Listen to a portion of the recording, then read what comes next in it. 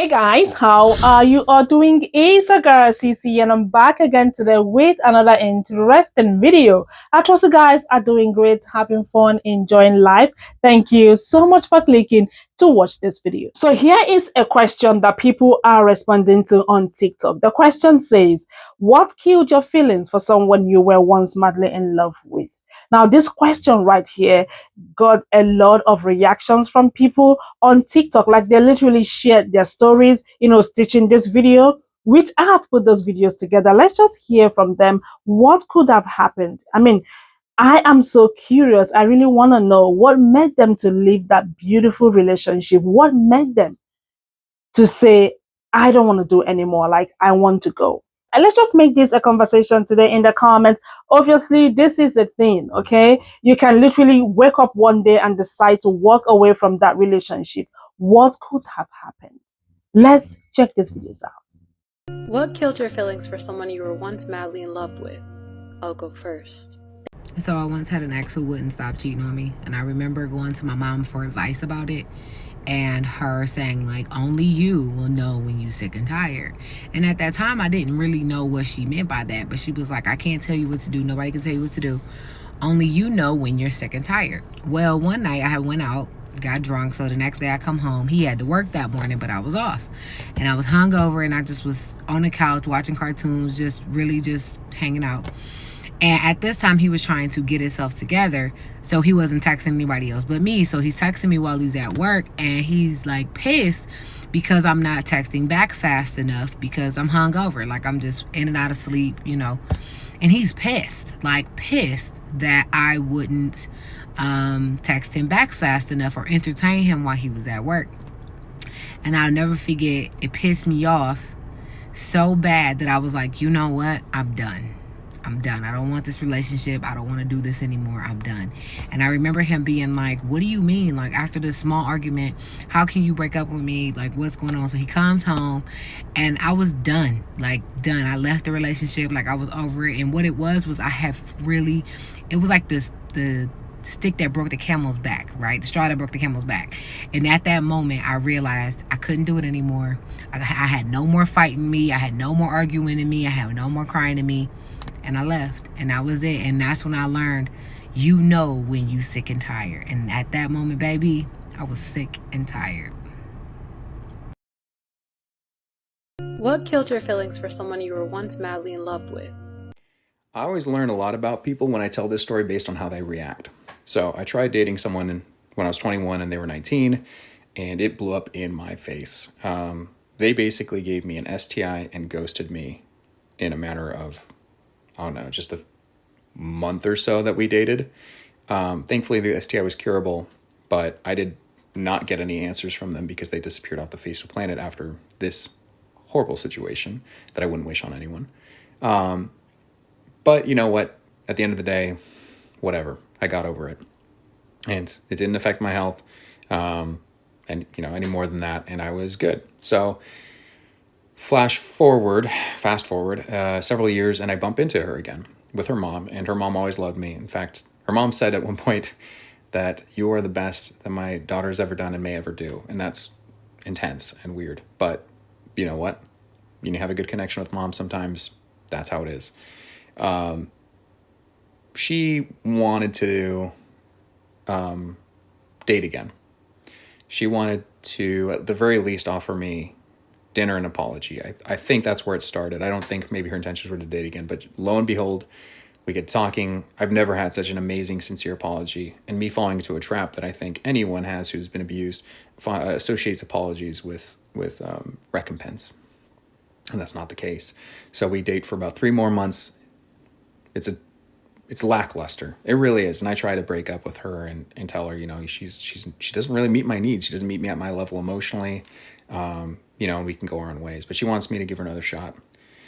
And so we do. And we last another 2 years, or excuse, I think like another year and a half or so. And at that point, she is always putting me on my back foot. Basically never giving me any emotional reassurance, pretty much, I don't know, intentionally or maybe unintentionally, I don't know to this day, breaking me down in such a way where I'm the one who's absolutely not all there emotionally. I definitely wanted to end this relationship with dignity. And so we saw a couples therapist, as I do with almost all my relationships at the end. And we had a trip planned to Spain, and the therapist said, go to Spain, see how it goes, and come back and see how you feel. So we're in Spain, and we know we're on the rocks, and we're having drinks with one of her good friends, and her good friend's complaining about having no satisfaction with any men she's ever been with. And my partner offers me up and says, you should sleep with Charm. He's a good lay. He'll take care of you. And that's when I knew I would have no feelings for this person again. And that's that. Wow. Wow. That's so weird. What killed your feelings for someone you were once madly in love with? He went to prison. Not once, but twice. This is going to be a 3-minute video, so buckle up. Once upon a time, I met an amazing man. He was handsome, he was smart, and he was very talented. And we fell madly in love and had a whirlwind romance. The reason that we bonded so quickly is because we found out that we had essentially been living parallel lives. We were around the same age, we were both from the same area of New York, and we were both transracial adoptees. If you don't know what a transracial adoptee is, it's when you are adopted by a family that's outside of your race. So basically, we bonded over the trauma that we experienced being raised by white families. When you're Black, Indigenous, or another person of color, and you're adopted and raised by a white family in a predominantly white area, a lot of trauma comes along with it, including racism, whether it be overt, covert, erasure of identity and culture, denial of experience, you name it. And up until that point of our lives, neither one of us had met anyone who had experienced the same things that we had. But around 3 months into our relationship, I realized that I didn't know him all that well after all. And one night I looked out the window to see a SWAT team on my front lawn getting ready to break through my door to arrest him. And the long and the short of it is that they arrested him and he was sentenced to prison. And being an adoptee with severe abandonment issues, I held on and I tried to make things work, but eventually it just became too stressful of an experience, so we parted ways. But I walked around for years with this tremendous hole in my heart because I thought that I had found my other half. And when he got out, he found me again because he felt the same way. But too much time had passed and we had both changed so much that it turned toxic really quickly. We both had a lot of resentment towards each other because of what had happened from years prior. He blamed me, I blamed him. It was just a big mess. He also couldn't find a job because of prison, so I supported the both of us while I was going to school and building my business. We thought that if we could leave the country, we would get a fresh start and things would get better. So that's what we were supposedly working towards together. So when he would leave in the mornings saying that he was going to find day labor, I didn't think anything of it. Until one night at around 11:30, I looked out the peephole and there was the SWAT team again. It was like I had stepped back in time and I was reliving the same exact experience all over again. But this time I needed to make a decision for myself and my own mental health, and I decided to leave the country anyway. So that was the catalyst to me leaving the United States and starting this huge adventure. We kept in touch while I traveled the Caribbean, but to be honest with you, I had already made the decision that I was no longer going to stop my life because of somebody else's decisions and mistakes. And although he said he understood why I made the decision, there was still a lot of manipulation and resentment the entire time. Until I finally decided to just go no contact. I'd like to say that I got over this, but to be honest, I never really have. That's why I figured when I saw Katie's video that it was time for me to share. Oh my gosh, I don't really know what to say. Like, this last video really touched me. Anyways, guys, let's move on. What killed your feelings for someone you were once madly in love with? I remember the answer to this with my first relationship, the really, really long one. We were together for almost 7 years, and he was a part of my life for like years before we even started dating. So, yeah, he was like a very, very strong influence in my life. And we had broken up. This was at the end of 2019. We were broken up, I think, for about a month and a half at this point. I considered him my best friend, obviously. That's just kind of also how I go into relationships. I want my partner to be a friend. I think that that type of dynamic is very important, at least for me personally. and I was having a really bad day. Him and I were still in contact every single day. We definitely didn't break up and just like go separate directions right away. We were being a little bit toxic. But anyways, I was having a really bad day, and there was my house, the basement flooded. And I called him, bawling my eyes out, asking him if he could come to help the situation because it was just horrible.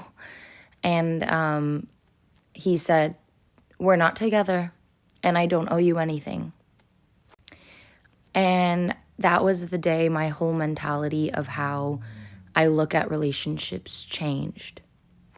I was madly, madly in love with him before this, and that sentence to me was the sentence that changed everything. Because I realized that I don't want to be in a relationship with anyone, even if it's a friendship or romantic relationship, if I mean that little to them, unless I'm giving them something or something they want in return. I want the people in my life, regardless of what I can offer them at that time, I want the people in my life to be there for me no matter what, because that's how I show up for other people too. And I think that that's also the difference between an immature love and a mature love. It's, there's always good times, and how you feel about somebody and how someone treats you during the good times, that doesn't matter. Or it does matter, but it doesn't matter to me as much, I should say. Now I'm at the point where I'm going to take into consideration how somebody treats me during the tough times, during the conflict, during times that life isn't going well, because guess what? That is 50% of life, at least. You don't need your own biggest enemy to be the person that should be your support system in hard times. And that, to me, that realization changed everything. What killed your feelings for someone you were once madly in love with? This isn't the killing of feelings, as I still love this person, and I will always love this person because they've held such a deep place in my heart. But it was a realization of what the relationship is versus what we're trying to work towards. And once that happened, I realized that it was incredibly unhealthy and it just had to end. So the story goes, I was in Marks and Spencer's because I was feeling extra fucking Tory that day or something like that. And I saw two people, I assume husband and wife, and they were going down the aisle. And the husband said something and the wife turned around, looked at him, and he put up his hands and he said, sorry. And in that moment, I said, that looks like a flinch. And then I also said, that looks like me. And that's when I realized that in the face of their anger, my instinct giving up and apologizing wasn't keeping the peace. It was an emotional flinch, and it wasn't who I was. And because of that, I was unable to tell them my true thoughts or my true feelings, and I wasn't able to stand up for myself, which was incredibly unhealthy, and it made me realize that the relationship kind of had to end. But since then, I've learned to stand up for myself and put up boundaries, and realize just because I love somebody and want a relationship to continue doesn't mean I should allow myself to be an outlet for their anger. I am very confident in my ability now to say to someone if they're yelling or calling me names or just being mean to me, to say, you will not speak to me like this. Like, I'm a grown person.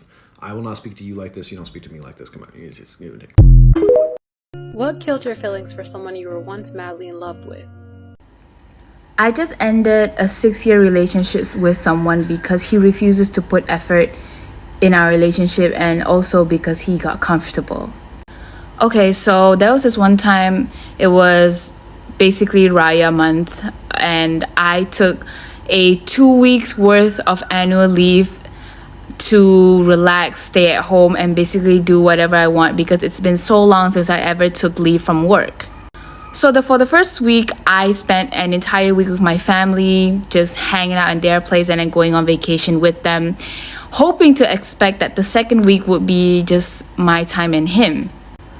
Mind you, he knew that I took that 2-week annual leave because I told him like we could do so many things within like 1 week, because it's been so hard for me to take any time off from work. So of course, as a girl, you would expect and hope that, the guy will make plans and we will go out on dates. Doesn't matter if it's every day, just so long as you just at least go somewhere, But I spent the second week of my annual leave just rotting and crying at home, because he said that he's too busy for me, and that he said that he didn't have the time to take me out or do anything with me. I even remember fighting with him about it over the phone at night and just crying myself to sleep because he said that I didn't understand him because not only was he in a unstable financial situation, but also because I didn't really understood that he had not much time. Just a reminder to everybody that no one is ever too busy for you. Everybody has 24 hours in a day, 7 days in a week. And if someone really truly loves you and values you, they would go out of their way to make time for you and put in effort to plan stuff with you just so they could spend time with you. I've never felt so alone at the time, and I felt so heartbroken because I was really hoping and looking forward to spending time with him, even if that date was just us walking at the park. And if you want to talk money, there are just so many more plenty of dates that doesn't even require much money. But yeah, ever since then I realized that I should probably find that in someone else, or maybe I should just find that within myself. Hence, from then on, I just never felt the same. And even way before, throughout all the red flags that was there. So my advice is don't ever ignore the red flags. And it's not your job to make a man feel like a man. You can't make them something they're not. Now, I would say that it is very sad when you are loving someone and the person is not returning the love, back. It hurts. And you could literally see yourself struggling in that relationship. The worst mistake anyone can do is to date someone that you have literally said in your mind that you are going to change this person. Listen, you can never change the person. Even when the person tries to please you, but at some point, the real him, the real her will surface. And the question is, can you even cope? Now, having listened to these stories, I'm going to say that relationship is not a do or die affair. If you feel that you are no longer comfortable with this person, or the person is not reciprocating the love, the person is not respecting you, and you are stressed in that relationship, baby, just walk. I don't know. Let me know your take in the comments, what you have to say. And if you have your story, please share with us. And also, if you want me to make a part 2, let me know in the comments. And thank you all so much for watching. Don't forget to like this video, share, comment, and of course, come back for another video. I'm going to see you all in my next one. Much love. Bye.